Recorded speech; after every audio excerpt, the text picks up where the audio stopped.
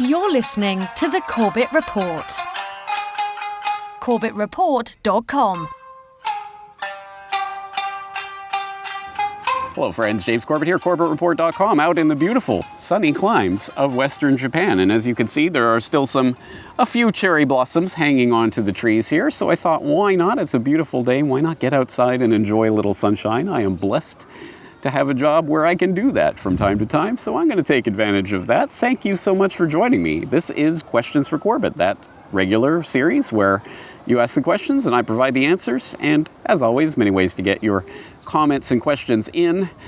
Perhaps most notably for non-members of the site, you can always contact me on the contact form at CorbettReport.com, but more importantly for members of CorbettReport.com, who, by the way, make this website possible, so thank you very much. You can leave your question for next time in the comment section of this edition of QFC. And on that note, let me stress, please do leave your question in the comment section of Questions for Corbett so that I can see it next time I'm going to collect all the questions, because sometimes people leave questions for me in different comments in different places all around the site. I'm not going to see them by the time it comes to Questions for Corbett, so please put them in the Questions for Corbett comment field. And on that note, I will note that Home Remedy Supply, who's always helpful in the comments, was helpful again. He took one of the questions that someone left somewhere else and put in the Questions for Corbett number 43. Is data really the new oil comment thread? So thank you, Home Remedy Supply, for that.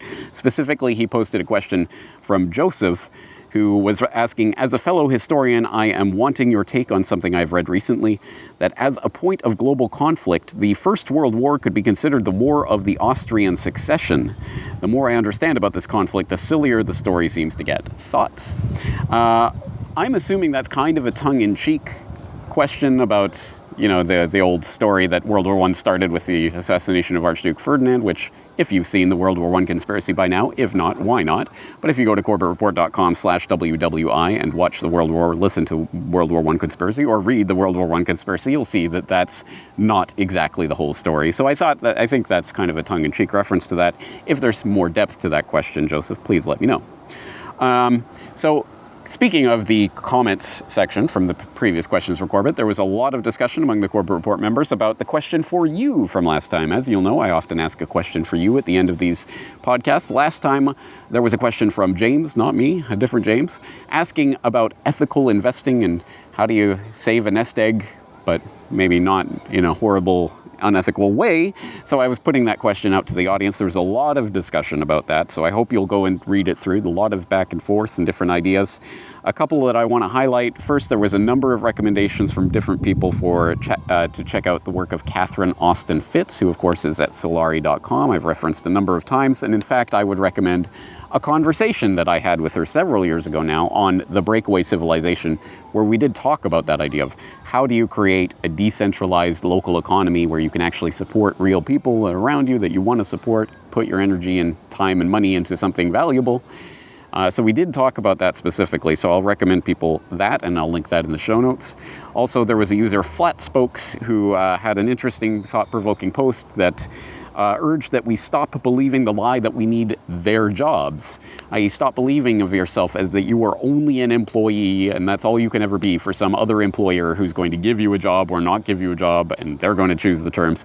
It's that mindset that can hold people back, and I think that aligns very well with the essential message that I was getting across in my episode on Solutions, the peer-to-peer economy, which I will recommend. If you haven't checked it out, it's still an exceptionally important part of this puzzle. So all of that aside, let's move into the questions from the last Questions for Corbett, specifically from the Corbett Report members. The first of which is from Drazen, who says, this is not a question so much, but an observation for your comment. I find it intriguing that various mouths of Sauron, I like that, in the establishment media preach democracy, democracy, all hail democracy. Yet when there is a popular issue that seemingly goes against establishment desires, the same or other mouths of Sauron proclaim, we must find a way to counter populism, such as the Brexit situation and the rise of nationalist parties in Europe. Do these people not realize their hypocrisy here? Democracy equals populism, or am I missing something? Okay, thank you for that question, Drazen. No, you're not missing something. You're hitting the nail squarely on the head. Yes, this is best exemplified in the case of the EU, which I've gone through many times, but it is just so in your face when they had the EU constitution, and because it was a constitution, the various constitutions of this constituent nation states meant that they had to have referenda on it. So they had a referendum in France and in Holland. Rejected. No one wanted this EU constitution. So they're like, okay, well, that doesn't mean we're not going to do it. It just means we're going back to the drawing board. They come back with the Lisbon Treaty. It's a treaty. You see, there's no constitution anymore. It's a treaty. So now, magically, we bypass the referenda of all these countries that were saying no. One country gets a vote, Ireland. And guess what? They vote no. They say, no, we don't want your Lisbon Treaty. And by the framework that was proposed in the treaty, that should have been the end of it. Okay, well, it's dead. But no, they said, no, Ireland, you didn't vote the right way. So they give it to them again. And I went through it at the time. There was all sorts of illegalities in the way that they did this. They broke their own phony laws for these referenda. But anyway, they essentially made Ireland vote again until they got it right. And this time they got it right. Yeah, you said yes. Okay, great. Yay, EU. So that's an example of this. And of course, we're seeing it now with Brexit and other things. You didn't vote the right way. We're going to control demolition it and then give you another referendum so you'll vote the right way next time. Your vote doesn't matter. It doesn't count. It's not about the will of the people or any such nonsense. It's about the will of the oligarchs. And when you're on board with that and you vote for the will of the oligarchs, hey, great, yeah, democracy. And when you don't, populism, evil populism. This is the perfect deconstruction of the democratic, undemocratic, good, bad, virtuous, evil binary that has been constructed in the rhetoric of the politicians who want to keep us enslaved in our minds by thinking it's the will of the people have spoken, it's democracy, this is good, and we're bringing democracy to the Middle East, and all of this nonsense, which we know transparently absolutely is nonsense. No one really believes this, but we're meant to at least imagine that somebody out there believes this. But here is the deconstruction of it. No, it's not this democratic, undemocratic binary and all of that. I mean, even disregarding that, well, actually, a constitutional republic is different than democracy and all of that. No, I mean, but even beyond that nuance, no, it's not about that. It's not about democracy, non-democracy, because democracy would be the actual will of the people, which they clearly undermine any chance they get and denigrate as populism when it's not right. When you vote the right way, it's democracy. When you vote the wrong way, it's populism. I mean, keep that in mind. So thank you for pointing that out, Drazen. I think it's an important thing to keep in mind. Let's move on. Another question from a Corbett Report member, this one, T-Vision's Realpolitik, who asks, great stuff as always. As I was slogging through the Anglo-American establishment, I came across the name Percy Corbett of Prince Edward Island, Canada. Professor Quigley tells us that he was one of the 3 most important Canadian members of the Milner Group. Just wondering if there's any family connection. Fully aware of the old adage, you can choose your friends, but you sure can't choose your family. Thanks for all your extraordinary work, V. All right, thank you, V. Thank you for pointing that out. I am very glad that someone actually read the Anglo-American establishment and whose eyes didn't glaze over in the long list of names and affiliations and things. Yeah, that kind of jumped out for me when I first read this book. Yeah, oh, Percy Corbett, really, Corbett. So a Canadian Corbett happens to be one of the most influential members of the Milner Group, at least in the early part of the 20th century, so about a century ago. Yeah, it's pretty interesting, isn't it? Absolutely no relation to me. My father and my mother, who took my father's name, obviously, were the first and only Corbetts that I know of in our Corbett family to come to Canada, and that was in the 1970s. So Percy Corbett, no relation to me, but interesting, isn't it? The name sort of jumps out.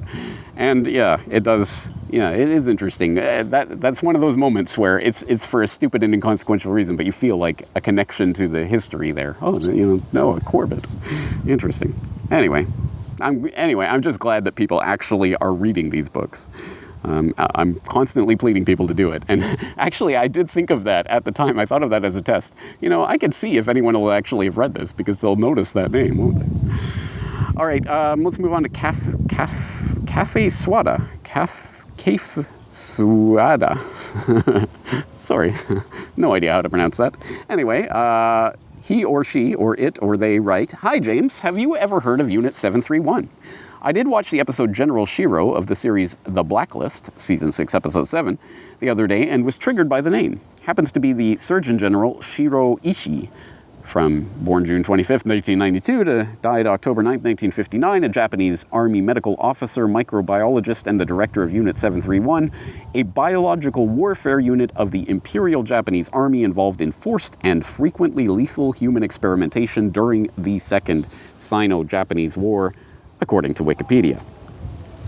Like many other former scientists at Unit 731, he was granted immunity and recruited by the United States to conduct more research after the Second World War ended. The Americans did not try the researchers so that the information and experience gained in bioweapons could be co-opted into the U.S. biological warfare program. That's another Operation Paperclip. Is there any other information about Unit 731 than what I can read at the Wikipedia page? Okay, thank you for the question. A very interesting and important one. Yes, I have heard of Unit 731, and I know I've talked about it at least once. I remember, I think it was in New World Next Week, but someone can dig it up out there, where I mentioned Prime Minister Abe photo op. I think it was about 6 years ago now, probably around 2013, where he was sitting in a fighter jet cockpit, with the hood open, going like this. It's just one of those stupid photo ops that leaders like to take to make themselves feel powerful. But interestingly, this particular fighter jet he was sitting in was numbered 731, and it was right there, right below where he was sitting with his thumb up, in a way that absolutely guaranteed, even if by some stretch of the imagination Abe didn't realize the optics of that, someone in his entourage would have said, oh, maybe we shouldn't put him in the 731 plane, right? Anyway, I remember noting that at the time, because it was clearly a message of sorts, and it was picked up by the Korean newspapers and Chinese newspapers and others. Look at, they're throwing it in our face again. Unit 731's horrible stuff, mental rot to read about live vivisections and other horrific experiments that were conducted. A kind of overview or intro for people who've never heard anything about this, unit731.org, but it's not really academic. There's no sources. It's just kind of general summaries and a few pictures. But as I understand it, all of the evidence for this obviously destroyed at the time of the end of the war. So now all we have to go on is the people who talked about it, the people on the inside. So there's, of course, as with everything, there's questions and bickering back and forth about what can be substantiated and what can't, and revisionism and what have you. But at any rate, there was a Unit 731. There was General Shido was in charge of it, and he did, as it's noted, well, him and several of the others involved in Unit 731 did escape persecution. They were granted immunity at the Tokyo Tribunal. That's public record. As to what happened to General Shiro, I know some, or at least one source, just kind of in an unattributed, unsourced way, said that he did do some bioweapons advising in Maryland. But I don't know the source of that. Others say that he just set up a private practice in Japan and continued practicing just medicine. Anyway, the Unit 731 experiments and their findings were what granted these people immunity. They handed them over to the U.S. so that they could better use them for their own biological warfare purposes, of course. Isn't that how it always rolls? So anyway, a very important, interesting subject. But I don't know of any, I haven't read any books on the subject. I haven't read any scholarship on it. So if anyone knows a good scholarship on this, I'd be interested to hear it. I'm sure Cafe Suwada would as well. All right, let's turn to some more questions, this time one coming via audio from the SpeakPipe application on the contact page of CorbettReport.com. Do you think that people in the truth movement should stop posting on the internet and actually do activism, like on the street, like protesting or like one-on-oneing or doing presentations? I say this because I fear that if people do too much activism on the internet, that's going to only attract people who's looking for the truth already, while we can try to reach new people. Thank you for the question, John. But really, my reaction to this, if I could encapsulate it in a meme, would be the "why not both" meme. Yes, you make an important point, and one that should not just be glossed over. Absolutely, real-world, actual physical activism is important, and perhaps becoming neglected as people more and more turn online and thus think of activism as being online. But yeah, no, real-world, face-to-face interaction with human beings, of course, that is an absolutely essential part of spreading any message and providing the social proof that is, to whatever extent people might poo-poo it, it is necessary to give social proof to the idea, oh, there are other people out there that think this. Wow, maybe it's not crazy. Maybe I can talk about it to other people. It is an important part of the process, and there's people who do that activism. My hat's off to them. It's absolutely important. I'll note, Corbett Report member, I just mentioned him, Home Remedy Supply, has talked about the activism that he's done in Texas for decades now, and different 9/11 actions and things that he's been involved in. So I love to hear that kind of thing because it absolutely is important.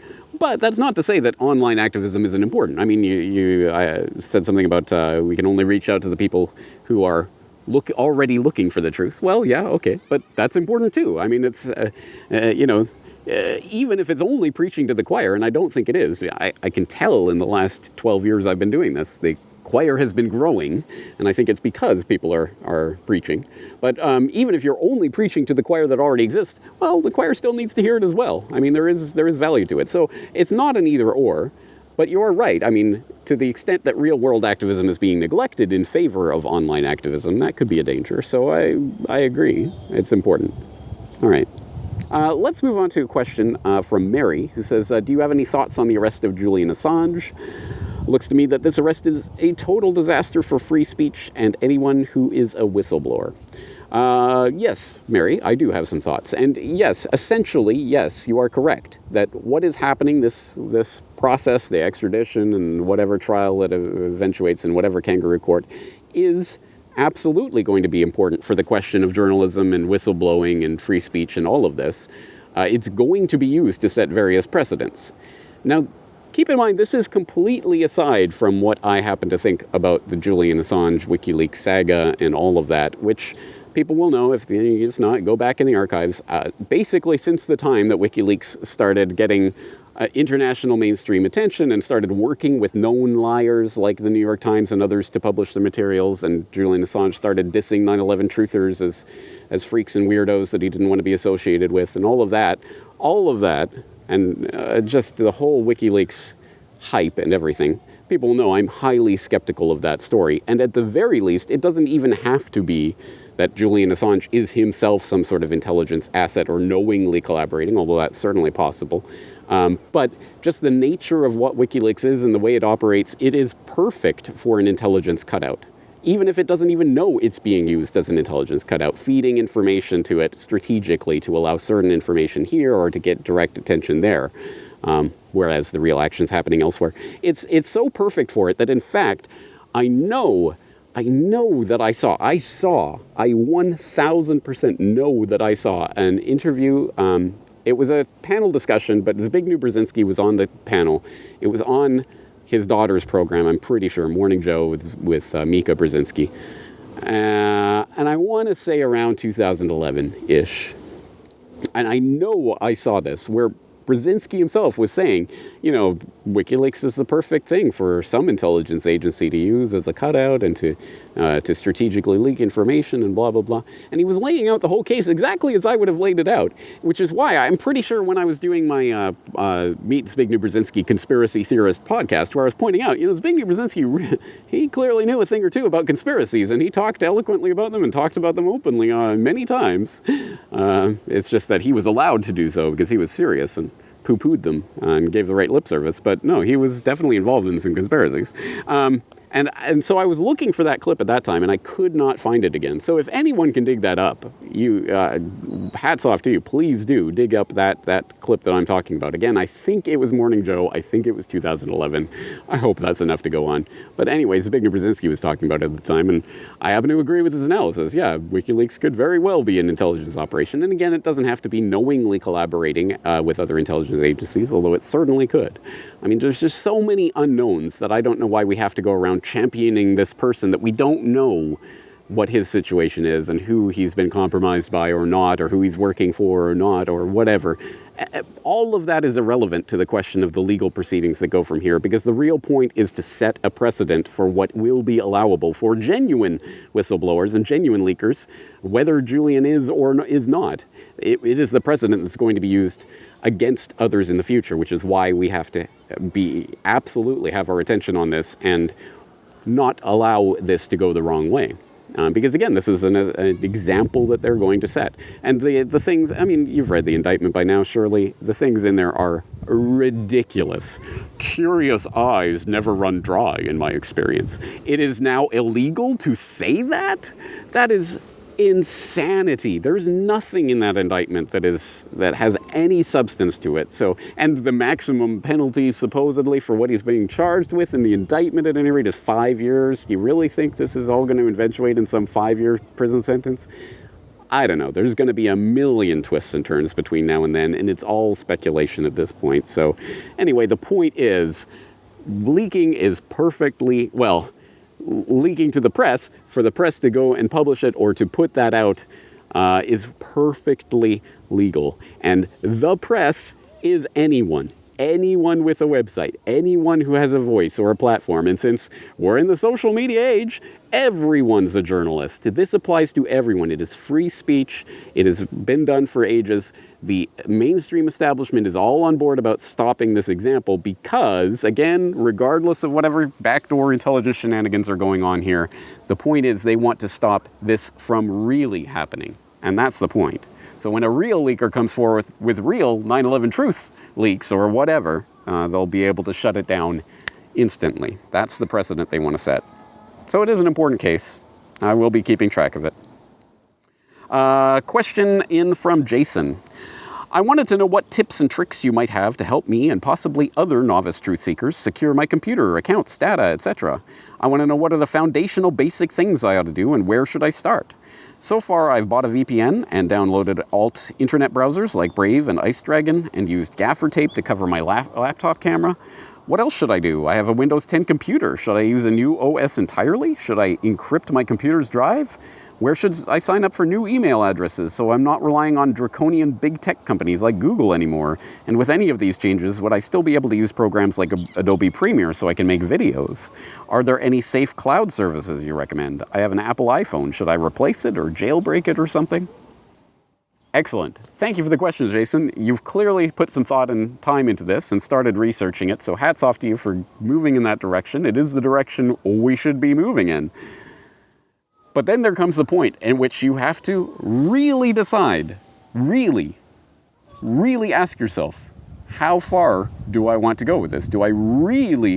How much do I want this privacy? Because it is, I'm telling you now, I want you to know, it is not going to be easy to even accomplish the kind of bare bones basic privacy security that we should be practicing as a rule in general. And I'm going to illustrate that in a moment, but I do want to make the point that I always make. It was when I had John Young on the program years and years ago to talk about WikiLeaks, actually, amongst other things. He said that the idea of online anonymity is a pipe dream. And I tend to believe that in the sense that if you have an NSA or something with similar resources to devote to tracking you down and surveilling you, they're probably going to get in. You know, your whatever router you're using, VPN, they're probably going to have the backdoor key. But that doesn't mean that we should just give up on, oh, okay, well then we should just do everything with the default. No. Because of course there are, even just script kiddies and hackers and regular criminals to deal with, let alone the idea of just handing your data willy-nilly over to all these companies just because, what are you going to do? No. It is something to take seriously. But as I say, it's not going to be easy. It will require a complete revolution in the way that you do everything online. And if you think I'm joking, just take a look at an example, just a little slice of what you might have to do to achieve a little bit of a modicum of privacy. Building the second compartment is easy. We're going to create a new Firefox profile for desktop with the exact same settings and add-ins. Just go to About Profiles, create a new profile, and name it Social Identity. You can also rename your default profile to Professional Identity. Open root directory and copy all the files from your default profile to your social profile. If you want to be extra sure none of the browser data are shared, you can manually change all the settings again. You'll use this profile only for your social media accounts except for YouTube. If you want to step it up, you can disable all third-party requests globally. This is where I would recommend applying more granular tinkering and only allow scripts specific for each social site. Only allow Reddit scripts for Reddit, Facebook for Facebook, etc. Remember that all your likes, shares, comments, and views will be recorded, stored, and sold forever. Okay, now as I say, that's only a little sliver of a slice of an excellent video that was put together recently by the YouTube channel The Hated One on securing online privacy in 2019, whatever the title is. I'll put the link in the show notes, of course, so you can go in directly to that video and watch the whole thing. But he's talking about compartmentalization, privacy through compartmentalization, which is a tactic. It's not the be-all and end-all, but it's part of what you would have to do to start really securing your online identity and at least protecting some degree of privacy from the various big tech companies. Again, if you are a whistleblower with the inside skinny on 9/11 or something, and the NSA is after you, this might not be ultimately protective, but it is something that we can start doing to stop just willy-nilly giving all our data to all these companies that we know are buying and selling and trading it and using it in various nefarious ways every single day. But as I say, it's not going to be easy. It's going to be hard, very difficult, and it will require a complete transformation in all your standard practices. You will not be able to just turn on the computer and start surfing. You have to think about what you're doing and where you're doing it and why, and so what settings do I need for each and everything you do. Watch the full video there and you'll start to appreciate how deep this goes. But I'm glad you're on the track. It's the right track to follow, but it's a hard one. Okay, let's move to the next question from HGH, who writes, I've been watching your videos for a while and I heard something about cap and trade and the big money some people can make from climate change propaganda. Can you explain this in details in a video? Maybe it's foolish of me, but I can't connect the dots here.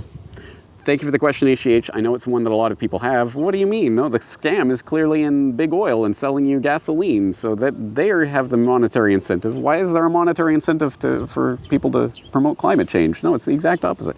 Yeah, that's the surface level analysis. It's not true. And I've talked about it before. If you want the big picture of this and how it fits in and what it means for the real transformation of the economy that the climate change scam is bringing through, watch Why Big Oil Conquered the World. For more granular detail on the swindle aspect of this and how people can make money through cap and trade and all of this, I will recommend an editorial I did a number of years ago. And now for the $100 trillion bankster climate swindle, which, if you insist on it being video, was made into a video by Matt at Convince Yourself Media. Thank you, Matt, for that. I'll put the link into that video so that you can watch the editorial if you prefer that. But it's very important that people wrap their minds around this, because this is where the big money is going these days. The post-carbon economy is for all the marbles. You want to talk $100 trillion, that's where the money's going. It's why Saudi Aramco is now opening their books and going public and all of this. And, look, here's the profits we make, but we're worried about climate change and what it'll do to our bottom line. Well, yeah, the individual oil companies will suffer as companies, but the people who created them and run them and the big boys are long since divested themselves of that particular lifeline, and they're preparing themselves for the new economy. Speaking of which, the next question comes in from Terry, who writes, is climate the new Russia? That's a good one. Not sure if you'd heard about the Reserve Bank of Australia's comments in regards to why 30 years of bad practice is easily explained as the effect of a planet's climate. They're literally trying to pin a manipulated global market crash on the Earth's changing climate. The whole climate hysteria is actually being ramped up to number 11 on Australian MSM at the moment. How interconnected is the current saturation of the climate hysteria and the imminent global economic meltdown? And he gives a couple of links to some ABC, Australian Broadcasting Corporation, and Reserve Bank of Australia documents backing up what he's talking about, the impact of climate change on the economy. Yes, the point is that the climate change hysteria what it represents is a complete transformation of the economic model of the world. This is a point that's come up a number of times in my conversations with Patrick Wood, who points to, I believe it was Cristina Figueres, who was at the time the charge of the UN FCCC or one of the UN committees.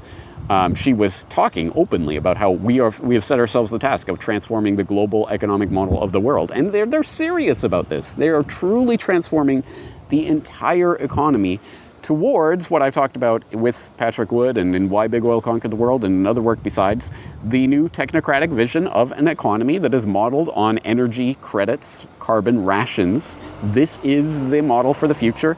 It's probably going to be backed up by natural resources, by which we mean, of course, that the oligarchs are going to consolidate the use of those resources for themselves. The peons will get to live in highly centralized, tightly controlled urban spaces where they're allowed a certain amount of carbon rations, allowed a certain amount of food, and allowed a certain amount to live. And that, of course, will decrease and decrease.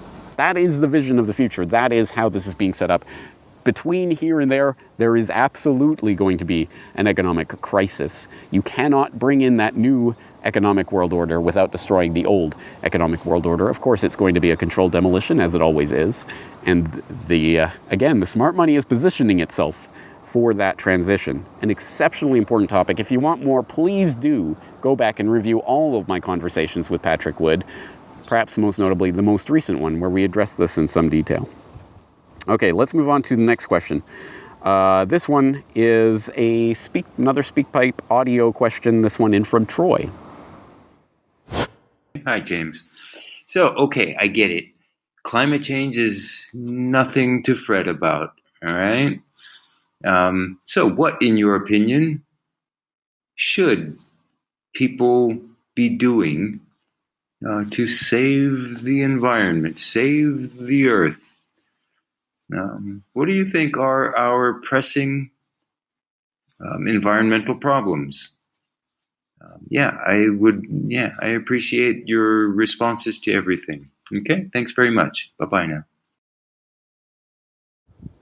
Okay, thank you for that question, Troy. And yes, thank you for bringing this up, because I know it comes up every time when I'm talking about climate change and the climate change scam, that people always say, well, what, you don't care about the earth at all? That is the controlled paradigm that they're getting us to operate in. They're giving us the little window that if you care about the earth, you care about CO2. And that's it. And that's the only issue. And if you don't concentrate on that, or if you poo-poo that, then you hate the earth. Sorry, that is a false dialectic, of course, that's been constructed to keep our minds in the box, in the paradigm. I did a podcast on this way back, a decade ago, more, on environmentalism is corporate controlled, that specifically made this point. The corporate hijacked environmental movement that is best represented by groups like the WWF and many others besides, that are literally founded, funded, and propagated and promoted by the oligarchs and eugenicists themselves, the royal family, and all of those admitted, open, card-carrying eugenicists back in the day who set up all of these conservatories and all of this conservation groups, were 100% are steering things towards, this is all about setting up the new carbon economy that they'll get their $100 trillion swindle from.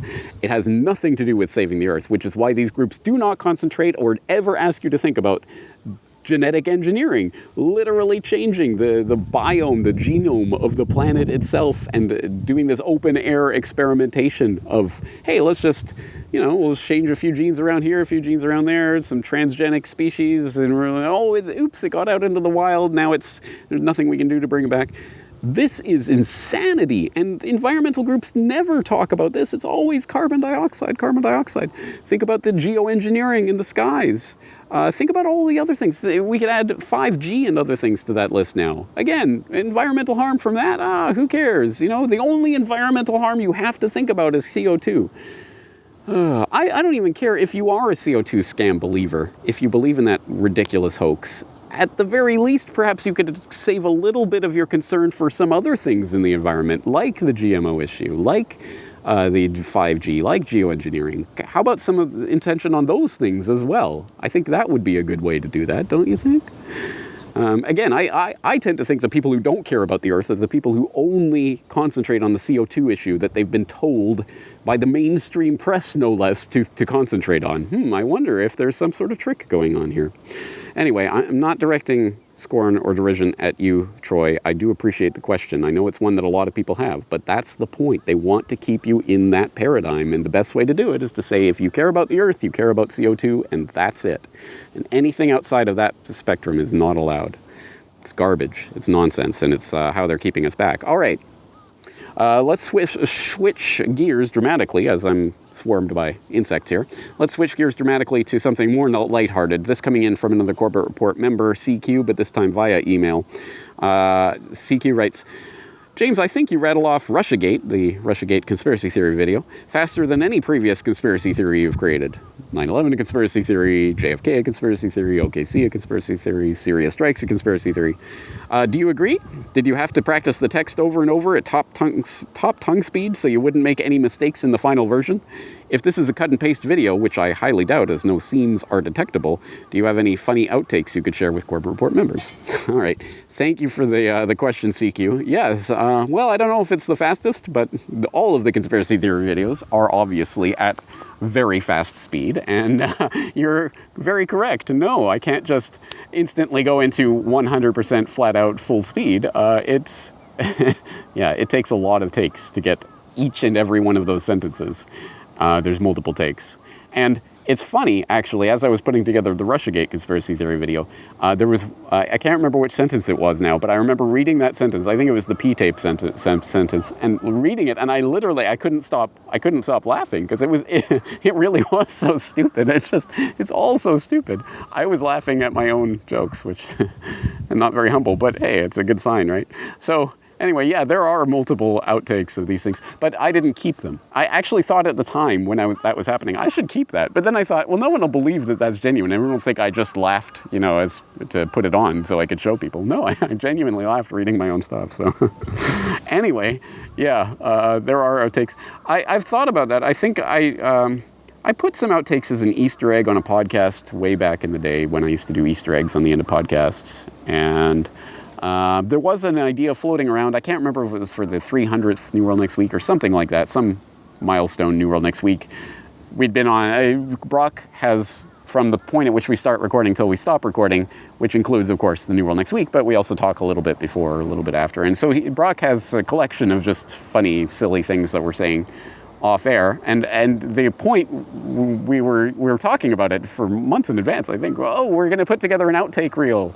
Outtake funny things that we're saying, for the 300th episode. And by the time we got there, Brock had to delete all that because he had to make space on his hard drive. So some was all gone. So we're like, well, I don't think people really care about the outtakes anyway. At some point, I'm sure I might do some kind of blooper reel. But no one really cares. That's not really the point of this, right? Anyway. But yeah, hilarity is had when these things are made. And trust me, yeah, there are multiple takes of things like the conspiracy theory videos before I can rattle it off at that speed. All right, and finally, as I say, I often end these little questions for Corbett with a question for you, because I can't answer everything. So here's a good question for you. This one coming in from Sebastian, who writes, are you aware of any good source for alternative news from/about Brazil and Latin America in general?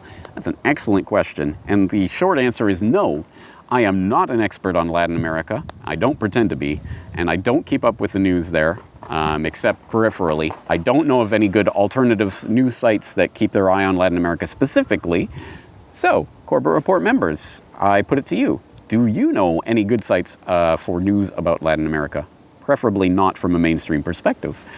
It's a good question, and I hope there are some good answers, and maybe I can follow up and look into it and talk to other people. I'm always looking to expand my knowledge, but I don't want to pretend to be an expert on regions of the globe that I've never even visited, let alone know anything about. So, yeah, there you go.